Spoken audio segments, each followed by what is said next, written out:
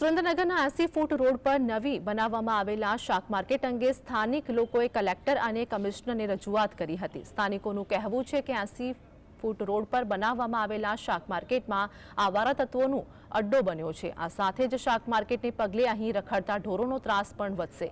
આ સાથે જ સ્થાનિકો આજુબાજુની સોસાયટીમાં પ્રસંગ પણ કરી શકશે નહીં। સ્થાનિકો લોકોએ રોષ વ્યક્ત કરીને અન્ય સ્થળે શાક માર્કેટ બનાવવા માંગ કરી છે। અમારા સમાજના 1200 થી 1500 મકાન છે અને 5-7 હજારની વસ્તી છે।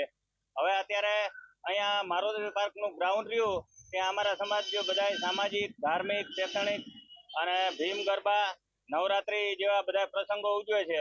તો અત્યારે જે મારુતિ પાર્કના मैदाનમાં શાક માર્કેટ ફાળવી છે તો અન્ય જગ્યાએ ફાળવે તો અમારા સમાજના 5-7 હજાર માણસોને એક સુવિધા મળે અને બીજું અહીંયા જે શાક માર્કેટના લીધે ઢોરાનું આ તે બીજા સામાજિક તત્વો ઘણું દૂષણ રહી છે।